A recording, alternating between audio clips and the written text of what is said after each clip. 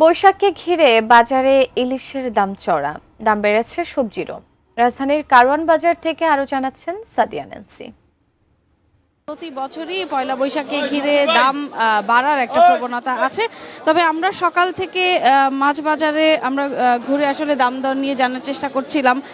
যদিও বিক্রেতারা বলছেন যে আসলে গত সপ্তাহের তুলনায় এই সপ্তাহে মাছের দাম খুব একটা বাড়েনি, অর্থাৎ আমদানি এবং সরবরাহ দুটোই তাদের বেশি, তাই বাজারে পর্যাপ্ত মাছ আছে, কিন্তু ক্রেতা সেই তুলনায় কম।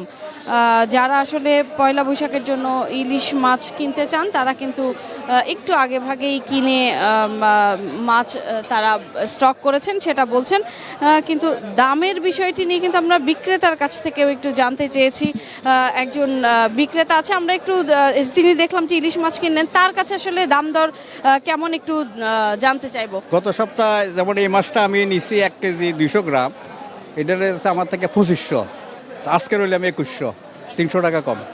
আচ্ছা, প্রত্যেক বছর তো পয়লা বৈশাখের জন্য মাছের দাম বাড়ে, এবার তো বাড়ে নাই, তো কিনতে পেরে কেমন লাগছে? এবার ইনশাল্লাহ রিজনাল ছোট মাছটা যেমন 400-500 গ্রাম, এরা বেচে 1200 টাকা কেজি, যেটা আগের বছর ছিল এটা প্রায় 2000 টাকা কেজি।